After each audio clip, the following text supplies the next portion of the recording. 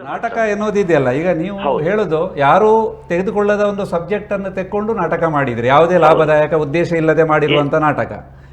ಅಂದ್ರೆ ಇಲ್ಲಿ ಏನು ಹಾಸ್ಯ ಆಗ್ಲಿ ಅಥವಾ ಬೇರೆ ಏನಾಗ್ಲಿ ಅದೇನಿಲ್ಲ ಇಲ್ಲಿ ಅಂದ್ರೆ. ಹೌದು, ಹೀಗಿರುವಾಗ ನೀವು 40 ವಿದ್ಯಾರ್ಥಿಗಳನ್ನು ಮತ್ತೆ ಸೇರಿಸುವ ಹಾಗೆ ಆಯ್ತು ಅಂತಂದ್ರೆ ರಿಯಲ್ ರೆವಲ್ಯೂಷನ್.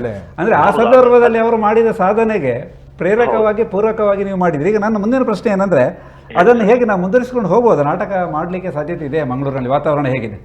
ಹೌದು, ಇದೆ. ತುಂಬಾ ವಾತಾವರಣ ಇದೆ ಈಗಂತೂ. ಅದಕ್ಕೆ ಹೊಸ ಒಂದು ಚೇತನ ಅಂತ ಹೇಳ್ಬೋದು. ಒಂದು ತಂಡ ಕೂಡ ಮುಂದೆ ಬರ್ತಾ ಇದೆ. ಬೇರೆನೆ ಒಂದು ತಂಡ, ಒಂದು ವೃತ್ತಿಪರ ತಂಡ ಅಂದ್ರೆ ಅವ್ರ ಹವ್ಯಾಸಿ ತಂಡ. ಅದು ವೃತ್ತಿಪರ ನೆಲೆಯಲ್ಲಿ ಅದನ್ನ ತಲುಪಿಸುವಂತ ಒಂದು ಕೆಲಸಕ್ಕೆ ಒಂದು ಒಳ್ಳೆ ನಿರ್ದೇಶಕರು, ಒಳ್ಳೆ ತಂಡ ತಯಾರಾಗ್ತಾ ಇದೆ. ಅದಕ್ಕೆ ಸೂಕ್ತವಾಗಿ ನನ್ನ ಕನ್ನಡ ನಾಟಕವನ್ನ ತುಳುಗೆ ನಾನು ಅದನ್ನ ಅನುವಾದ ಮಾಡಿದ್ದೇನೆ. ಅನುವಾದ ಹಂತದಲ್ಲಿ ತುಂಬಾ ಸ್ಥಳೀಯವಾದ ವಿಷಯಗಳನ್ನು ಹೆಚ್ಚು ಸೇರಿಸುವಂತ ಕೆಲಸ ಕೂಡ ಮಾಡಿದ್ದೇನೆ ಅದರಲ್ಲಿ. ಆಮೇಲೆ ಅದಕ್ಕೆ ರಾಜಕೀಯ ಟಚ್ ಕೂಡ, ಸ್ವಲ್ಪ ರಾಜಕೀಯ ನೆಲೆಯಲ್ಲಿ ಅದಕ್ಕೆ ಸಂಬಂಧಪಟ್ಟ ಹಾಗೆ. ಅಂದ್ರೆ ಇವರು ಕುದ್ಮುಲ್ ಅವರು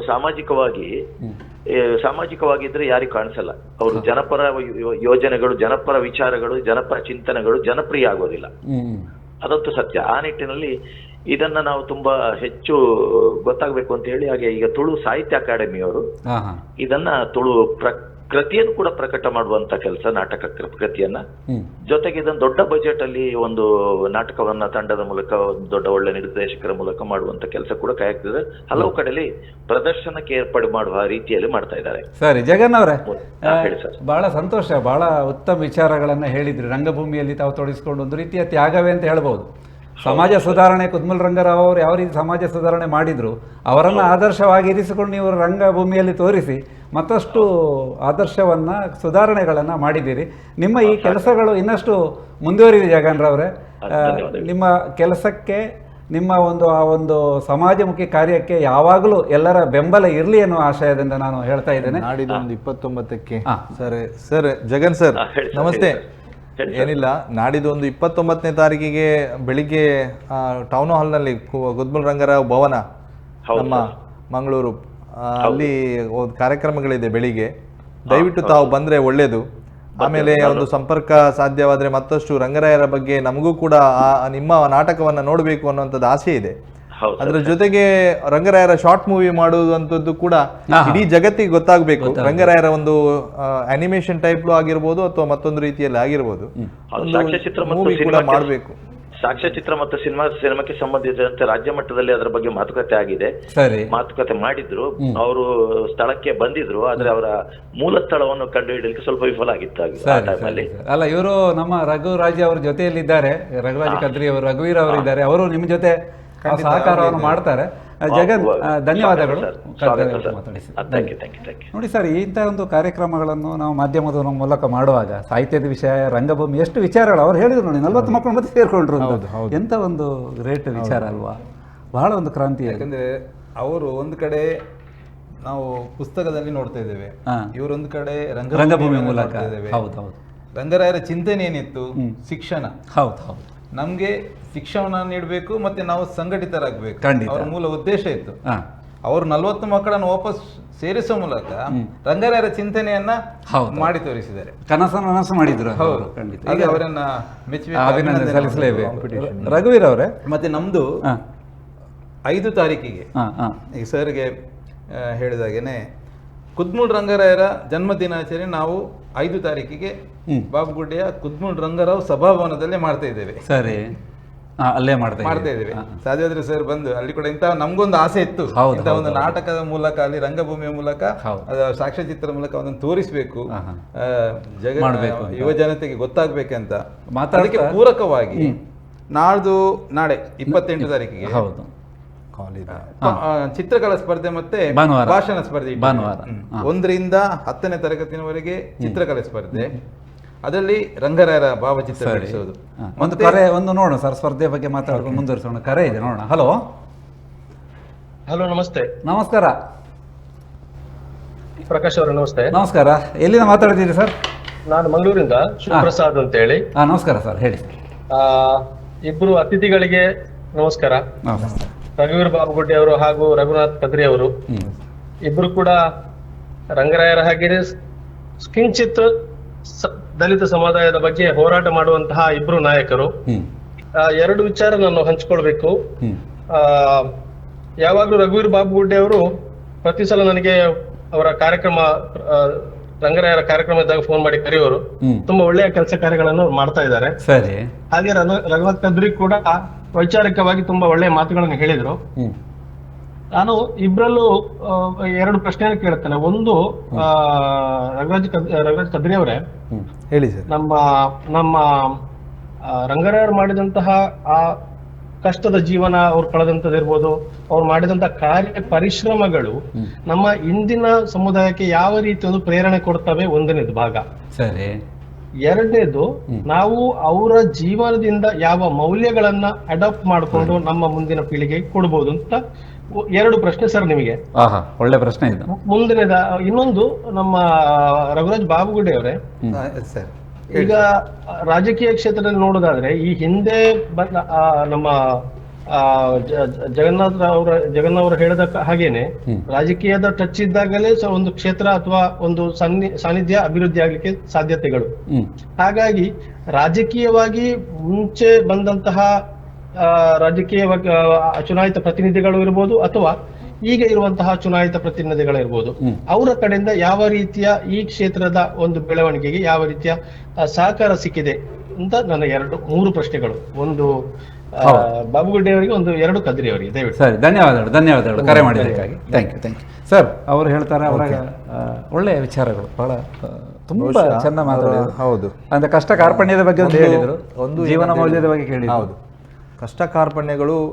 ಈಗ ನಾವು ಇಡೀ ದಾರ್ಶನಿಕರ ಚರಿತ್ರೆಯನ್ನೆಲ್ಲರನ್ನೂ ನೋಡಿದ್ರು ಕೂಡ ಅವರೆಲ್ಲರ ಬದುಕು ಶೋಚನೀಯವಾದಂತಹ ಬದುಕೆ. ಅದನ್ನ ಮೀರಿ ಅವರು ಮೇಲೆ ಬಂದಿರತಕ್ಕಂಥದ್ದು.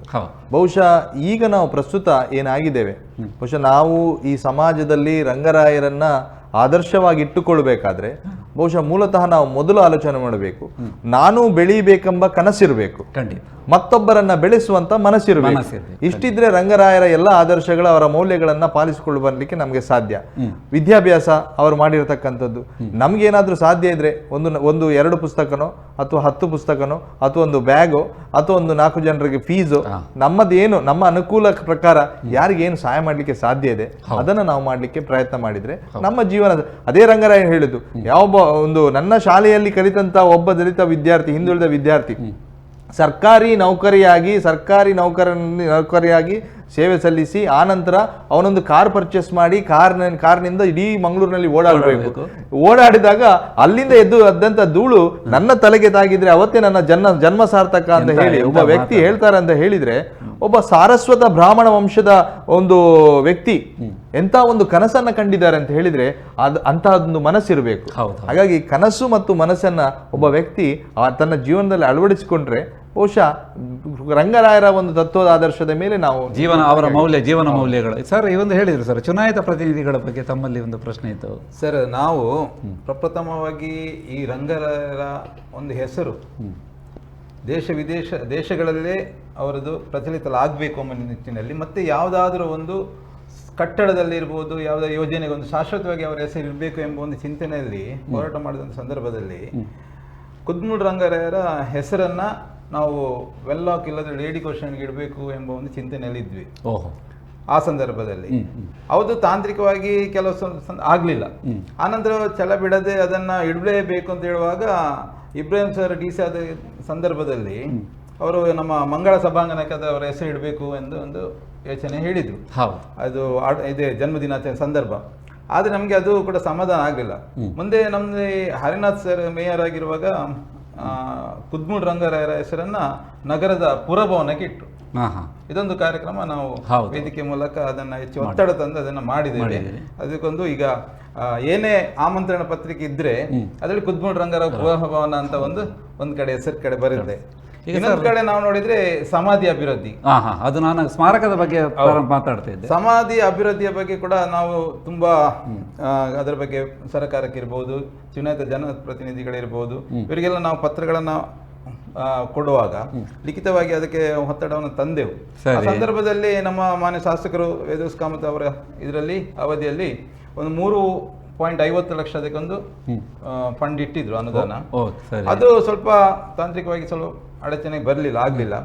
ಯಾಕೆಂದ್ರೆ ಅಲ್ಲಿ ಆ ಸರ್ಕಾರ ಇತ್ತು, ಅದು ಆ ಜಾಗೆಯನ್ನು ನಾವು ಮಂಗಳೂರು ಮಹಾನಗರ ಪಾಲಿಕೆ ಸುಬದಿಗೆ ತಂದು ಅವರ ಹೆಸರಿಗೆ ಮಾಡಿ ಅದೆಲ್ಲ ಕೆಲಸ ಕಾರ್ಯಗಳು ಮಾಡ್ತಾ ಇದ್ದೇವೆ. ಅದು ಇನ್ನು ಮುಂದಕ್ಕೆ ಅದರ ಕೆಲಸ ಕೂಡ ಆಗ್ತಾ ಇದೆ. ಆಮೇಲೆ ಉಸ್ತುವಾರಿ ಸಚಿವರು ಇವರು ಬಂದಾಗ ದಿನೇಶ್ ಗುಂಡೂರಾವ್ ಬಂದ್ರು, ಅವರು ನೋಡಿದ್ರು, ಅವರೆಲ್ಲ ಬಂದು ಅದರ ಬಗ್ಗೆ ಒಂದು ಈಗ ಕಾರ್ಯಪ್ರವೃತ್ತರಾಗಿದ್ದಾರೆ ಚುನಾಯಿತ ಜನಪ್ರತಿನಿಧಿಗಳು. ಮೊನ್ನೆ ಕೂಡ ಅದರ ಬಗ್ಗೆ ನಾವು ಮೊನ್ನೆ ಮಂಗಳೂರು ಮಹಾನಗರ ಪಾಲಿಕೆಯಲ್ಲಿ ಅದು ಕೂಡ ನಮ್ಮ ಶಾಸಕರ ಇದರಲ್ಲಿ ಒಂದು ಸಭೆಯಲ್ಲಿ ಆಯಿತು. ಅದು ಮತ್ತೆ ನಮ್ಮ ಪಲ್ಲವಿ ಅಲೆಮಾರಿ ಜನಾಂಗದ ಅಭಿವೃದ್ಧಿ ಅವರ ಅಧ್ಯಕ್ಷರು ಕೂಡ ಆ ಜಾಗೆಗೆ ಬಂದರು. ಮತ್ತೆ ಜಟೋ ಸರ್ ಅವರೆಲ್ಲ ಬಂದು ಇವರೆಲ್ಲ ವಿಧಾನಸಭೆಯಲ್ಲಿ ಇದನ್ನ ಪ್ರಸ್ತಾವ ಮಾಡಿದ್ದಾರೆ ಶಾಸಕರೆಲ್ಲ. ಸರ್ಕಾರದ ಕೊಡುಗೆ ಇದೆ ಅಂತ ಇದೆ ಸ್ಮಾರಕಕ್ಕೆ. ಆಮೇಲೆ 3.50 ಲಕ್ಷ ಅಲ್ಲಿ ಅನುದಾನ ಇದೆ. ಇನ್ನು ಮುಂದೆ ಏನಾದ್ರೂ ಅಲ್ಲಿ ಸ್ವಲ್ಪ ಕೆಲವು ಇರುತ್ತಲ್ಲ ಸರ್ ತಾಂತ್ರಿಕ ದೋಷಗಳು, ಅದನ್ನೆಲ್ಲ ಅಡಚಣೆಗಳನ್ನು ನಿವಾರಣೆ ಮಾಡಿ ಮುಂದಿನ ದಿನಗಳಲ್ಲಿ ಖಂಡಿತವಾಗಿ ಇದೊಂದು ಸ್ಮಾರಕ ಅಭಿವೃದ್ಧಿ ಖಂಡಿತವಾಗಿ ಆಗುತ್ತೆ. ಇನ್ನೊಂದು ಕಡೆಯಲ್ಲಿ ಅವರು ನಮಗೆ ಬಾಬು ಹುಡ್ಡೆಗೆ ಅವರ ಕೊಡುಗೆ ತುಂಬ ಇದೆ. ಅವರು ಕೊಟ್ಟಂತಹ ಜಾಗದಲ್ಲಿ ನಾವು ಇದ್ದೇವೆ. ಏನು DCM ಪ್ರಾಪರ್ಟಿ ಅಂತ ಹೇಳ್ತೇವಲ್ಲ, ಡಿಫ್ರೆಂಟ್ ಕ್ಲಾಸ್ ಮಿಷನ್ ಅವರ ಆಫೀಸ್ ಅಂತ, ಅದರಲ್ಲಿ ನಮಗೆ ಅಲ್ಲಿ ಜಾಗ ಇದೆ. ಅಲ್ಲಿ ನಾವು ಕುದ್ಮೂಡ್ ರಂಗರಾವ್ ಎಜುಕೇಶನ್ ಟ್ರಸ್ಟ್ ಮೂಲಕ ಒಂದು 40 ಸೆಂಟ್ ಜಾಗ ಇದೆ. ಅಲ್ಲಿ ಕುದ್ಮೂಡ್ ರಂಗರಾವ್ ಸಭಾಭವನ ಕೂಡ ಅಲ್ಲಿ ಆಗ್ತಾ ಇದೆ. ಲೋಬರ ಟೈಮಲ್ಲಿ ಇದು ಅದಕ್ಕೆ ಗುದ್ದಲಿ ಪೂಜೆ ಆಗಿತ್ತು. ಆಮೇಲೆ ಈಗ ಶಾಸಕರು ಅವರು 1 ಕೋಟಿ 2.5 ಕೋಟಿ ಬಂದು ಈಗ ಒಂದು 3.5 ಕೋಟಿ ಅನುದಾನದಲ್ಲಿ ಅಲ್ಲಿ ಕೆಲಸ ಕಾರ್ಯ ಆಗಿದೆ.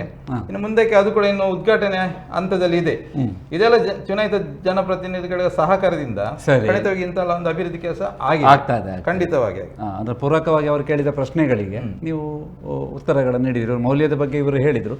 ಇನ್ನೊಂದು ನಾನು ಇವರದ್ದು ರಘುರಾಜರ ಹತ್ರ ಕೇಳಬೇಕಿತ್ತು. ಈಗ ಹುಟ್ಟುಹಬ್ಬದ ಆಚರಣೆ ಇದೊಂದೀಗ ಒಂದು ಬಹಳ ಜನಪ್ರಿಯ ನಮ್ಮ ದೇಶದಲ್ಲಿ. ಆ ಜಯಂತಿ ಈ ಜಯಂತಿ ಆ ದಿವಸಕ್ಕೆ ಮಾತ್ರ, ಮರು ದಿವಸಕ್ಕೆ ಇಲ್ಲ. ಹಾಗೆ ಆಗ್ತದೆ ಈ ಹುಟ್ಟುಹಬ್ಬದ ಆಚರಣೆ, ಅಥವಾ ಒಂದು ದಿವಸಕ್ಕೆ ಮಾಡಿ ಮತ್ತೆ ಏನಿಲ್ವಾ, ಹಾಗೇನಾದ್ರೂ ಆಗುತ್ತಾ? ಬಹುಶಃ ರಂಗರಾಯರ ಹೆಸರು ಈಗ ಪ್ರಸ್ತುತ ನಾವು ನೋಡುದಾದ್ರೆ ಅದರ ಪ್ರಸ್ತುತತೆ ವಾಸ್ತವಿಕತೆ ಹೇಗಿದೆ ಅಂತ ಹೇಳಿದ್ರೆ ಬಹಳಷ್ಟು ಬದಲಾಗಿದೆ. ಬಹಳಷ್ಟು ಬದಲಾಗಿದೆ. ಈಗ ತಾವು ಗಮನಿಸಬಹುದು, ರಂಗರಾಯರು ಸನ್ಯಾಸ ದೀಕ್ಷೆಯನ್ನ ಪಡೆದುಕೊಂಡ ನಂತರ ಅವರಿಗೆ ಈಶ್ವರಾನಂದ ಅಂತ ಹೆಸರು ಬಂತು. ಈಶ್ವರಾನಂದಾಜಿ ಅಂತ ಅವರನ್ನ ಕರಿತಾ ಇದ್ರು. ಬಹುಶಃ ತಾವು ಗಮನಿಸಬಹುದು, ಮಂಗಳೂರು, ದಕ್ಷಿಣ ಕನ್ನಡದ ಅನೇಕ ಭಾಗಗಳಲ್ಲಿ, ಇಲ್ಲಿ ಮಾತ್ರ ಅಲ್ಲ, ಇಲ್ಲಿ ನಮ್ಮ ಉಡುಪಿ ಭಾಗದಲ್ಲಿಯೂ ಕೂಡ ಈಶ್ವರಾನಂದ ಭಜನಾ ಮಂಡಳಿಗಳಿದೆ. ಅವರ ಹೆಸರಿನ ಭಜನಾ ಮಂಡಳಿಗಳಿದೆ. ಅಂದ್ರೆ ಅವರು ಹಲವಾರು ಶ್ಲೋಕ, ಅಂದ್ರೆ ಆ ಕಾಲದಲ್ಲಿ ಅಕ್ಷರನೇ ಒಂದು ಅಕ್ಷರ ಜ್ಞಾನಿ ಅವರು, ಅಕ್ಷರ ಸಂತ ಅವರು, ಅಕ್ಷರ ಗುರು ಅವರು, ಅಕ್ಷರ ದೇವರವರು. ಆ ಕಾಲದಲ್ಲಿ ಒಂದು ಅಕ್ಷರವನ್ನ ಆ ಈ ಅಂತ ಹೇಳಿ ಬರೀಲಿಕ್ಕೂ ಏನು ಅಸಮರ್ಥರಾದಂಥ ಸಂದರ್ಭದಲ್ಲಿ, ಅದಕ್ಕೆ ಅವಕಾಶಗಳೇ ವಂಚಿತರಾದಂಥ ಸಂದರ್ಭದಲ್ಲಿ ಅಕ್ಷರ ಜ್ಞಾನವನ್ನು ಕೊಟ್ಟಂತವ್ರು ಅವರು. ಅದು ಮಾತ್ರ ಅಲ್ಲ, ಸಂಸ್ಕೃತ ಅನ್ನುವಂಥದ್ದು ನಾಲಿಗೆಯಲ್ಲಿ ಇಲ್ವೇ ಇಲ್ಲ. ಯಾರು ಸಂಸ್ಕೃತ ಅನ್ನುವಂಥದ್ದು ಯಾರಿಗೂ ಊಹಿಸ್ಲಿಕ್ಕೂ ಸಾಧ್ಯ ಇಲ್ಲ. ಆ ಕಾಲದಲ್ಲಿ ಬಹುಶಃ ಈ ಒಂದು ಭಜನಾ ಮಂದಿರಗಳನ್ನ ಕೆಲವೊಂದು ಮಾಡಿಕೊಂಡು ಕರೆ ಇದೆ ಅಂತ ಹೇಳ್ತಾರೆ. ಇಲ್ಲ ಭಜನಾ ಮಂದಿರಗಳನ್ನ ಏನು ನಿರ್ಮಾಣ ಮಾಡುವುದರ ಮೂಲಕ ಬಹುಶಃ ತ್ವಮೇವ ಮಾತಾ ಪಿತಾ ತ್ವಮೇವ, ತ್ವಮೇವ ಬಂಧು ಸಖಾ ತ್ವಮೇವ, ತ್ವಮೇವ ವಿದ್ಯಾ ದ್ರವೀನ್ ತ್ವಮೇವ, ತ್ವಮೇವ ಸರ್ವ ಮಮ ದೇವ ದೇವ, ಈ ರೀತಿಯಲ್ಲಿ ತಂದೆಯು ನೀನೆ, ತಾಯಿಯು ನೀನೆ, ಬಂಧುವು ನೀನೆ, ಬಳಗವು ನೀನೆ, ಎಲ್ಲವೂ ನೀನೆ ಅನ್ನುವಂಥ ದೇವರ ಒಂದು ಕಲ್ಪನೆ, ಆ ಆಧ್ಯಾತ್ಮಿಕವಾದಂತಹ ಚಿಂತನೆ.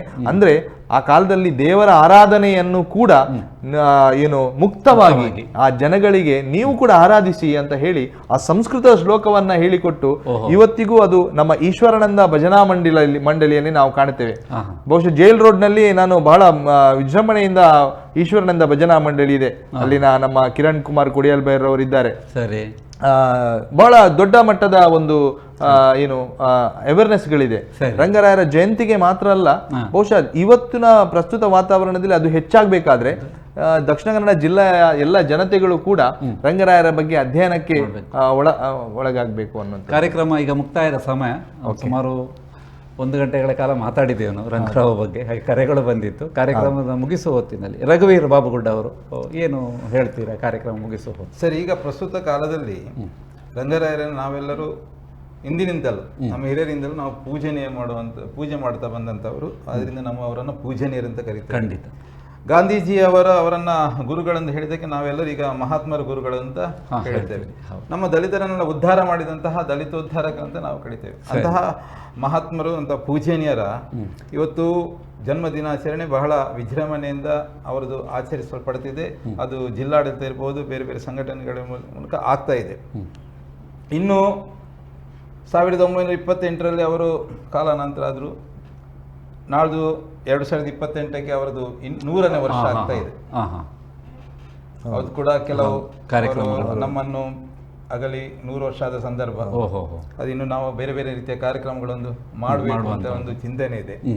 ಅವರು ಏನು ಶಿಕ್ಷಣಕ್ಕೆ ಏನು ನಮಗೆಲ್ಲ ಒತ್ತು ಕೊಟ್ಟಿದ್ದಾರೆ, ಅವ್ರು ಏನು ಸಂಘಟಿತ ನಾವು ಏನ್ ಮಾಡಿದ್ರು. ಈಗ ಸರ್ ಇವರು ರಘುರಾಜ್ ಹೇಳಿದ್ದಾರೆ, ಅವರು ಸಂಸ್ಕಾರ ಕೊಟ್ಟಿದ್ದಾರೆ, ಭಜನೆ ಮೂಲಕ ನಮ್ಮನ್ನು ಸಂಘಟಿತರನ್ನಾಗಿ ಮಾಡಿದ್ದಾರೆ. ಆ ನಿಟ್ಟಿನಲ್ಲಿ ನಮ್ಮ ಹಿರಿಯರು ನಮ್ಗೆ ಅವರ ಆದರ್ಶಗಳನ್ನು ತಿಳಿಸಿಕೊಟ್ಟಿದ್ದಾರೆ. ನಾವು ಈಗ ನಮ್ಮಂತ ಕಿರಿಯರಿಗೆ ಅವರ ಕೆಲಸ ಕಾರ್ಯಗಳನ್ನು ತಿಳಿಸುವಂತ ಕೆಲಸ ಕಾರ್ಯಗಳನ್ನು ನಾವು ಮಾಡ್ತಾ ಇದ್ದೇವೆ. ಆದ್ದರಿಂದ ಇಂತಹ ಒಂದು ನಮ್ಮ ಜಿಲ್ಲೆಯಲ್ಲಿ ಮಾಡಿದಂತಹ ಪುಣ್ಯದ ಕಾರ್ಯವನ್ನು ಮಾಡಿದಂತಹ ಪುಣ್ಯವಂತರು ಪೂಜನೀಯರನ್ನ ನಾವು ಯಾವಾಗಲೂ ಪೂಜೆ ಮಾಡುವಂತ ಕೆಲಸಗಳು ಆಗ್ಬೇಕು. ಈ ನಿಟ್ಟಿನಲ್ಲಿ ಸರ್ಕಾರ ಇನ್ನಷ್ಟು ಇರ್ಬೋದು, ಜನಪ್ರತಿನಿಧಿಗಳಿರ್ಬೋದು, ಸಂಘ ಸಂಸ್ಥೆಗಳು ಇನ್ನಷ್ಟು ಅವರ ತೊಡಗಿಸಿಕೊಳ್ಬೇಕು ಮಾಡಬೇಕು. ಮತ್ತು ಅವರ ಸಮಾಧಿಯನ್ನ ಅಭಿವೃದ್ಧಿ ಮಾಡಿಸುವ ಮೂಲಕ ಅಲ್ಲಿ ಅವರ ಮಾಡಿದಂಥ ಕೆಲಸ ಕಾರ್ಯ ತೋರಿಸುವಂತಹ ನಿಟ್ಟಿನಲ್ಲಿ ಕೆಲಸ ಆಗ್ಬೇಕೆಂಬ ಒಂದು ರಘುರಾಜ್ ಕದ್ರಿ ಅವರೇ ಕಾರ್ಯಕ್ರಮ ಮುಗಿಸುವಲ್ಲಿ ಕಡೆಯ ಆಸೆ ಸರ್. ಪ್ರಥಮವಾಗಿ ನಿಮಗೆ ಪ್ರಕಾಶ್ ಸರ್ ಅಭಿನಂದನೆ ಸಲ್ಲಿಸ್ತೇನೆ. ಮತ್ತು ಬಹುಶಃ ನನ್ನ ಆಸೆ ಎಲ್ಲ ಸರ್ವ ಪಕ್ಷದ ನಾಯಕರು, ಎಲ್ಲ ಜನಪ್ರತಿನಿಧಿಗಳು ಈ ಒಂದು ರಂಗರಾಯರ ವಿಷಯದಲ್ಲಿ ಒಟ್ಟಾಗಬೇಕು. ಅದರ ಜೊತೆಗೆ ರಂಗರಾಯರ ಒಂದು ಭವ್ಯವಾದ ಒಂದು ಸ್ಮಾರಕ ನಿರ್ಮಾಣ ಆಗಬೇಕು, ಅಲ್ಲಿ ಧ್ಯಾನ ಕೇಂದ್ರ ಆಗಬೇಕು, ಅಲ್ಲಿ ಒಂದಷ್ಟು ಮ್ಯೂಸಿಯಂಗಳಾಗಬೇಕು, ಅಲ್ಲಿ ಅಷ್ಟೊಂದು ಪುಸ್ತಕಗಳ ಮಳಿಗೆಗಳಾಗಬೇಕು, ಒಂದು ಅಧ್ಯಯನ IAS KAS FDA SDA ಯಾವುದಾದ್ರೂ ಒಂದು ಕಾಂಪಿಟೇಟಿವ್ ಎಕ್ಸಾಮ್ಸಿಗೆ ಒಂದು ಪ್ರೇರಣೆ ಆಗುವಂತಹ ವಾತಾವರಣ ರಂಗರಾಯರ ಒಂದು ಆ ಸ್ಮಾರಕದಲ್ಲಿ ಬರಬೇಕು. ಅದರ ಜೊತೆಗೆ ಒಂದು ಶಾಲೆಗೆ ರಂಗರಾಯರ ಹೆಸರಿಡಬೇಕು. ಮಂಗಳೂರು ವಿಶ್ವವಿದ್ಯಾನಿಲಯದಲ್ಲಿ ಏನು ರಂಗರಾಯರ ನಾವು ಸರ್ಕಾರಕ್ಕೆ ವರದಿಯನ್ನು ಸಲ್ಲಿಸಿದ್ದೇವೆ, ಅಧ್ಯಯನ ಪೀಠ ಆಗಬೇಕು ಅನ್ನುವಂಥದ್ದು ಅದು ಜಾರಿಗೆ ಬರಬೇಕು. ಈ ರೀತಿಯಲ್ಲಿ ಎಲ್ಲ ಏನು ತಳ ಸಮಾಜದಲ್ಲಿರುವಂತಹ ಎಲ್ಲರೂ ಕೂಡ ಸುಶಿಕ್ಷಿತರಾಗಬೇಕು ಅನ್ನುವಂಥದ್ದೇ ನನ್ನ ಆಶಯ.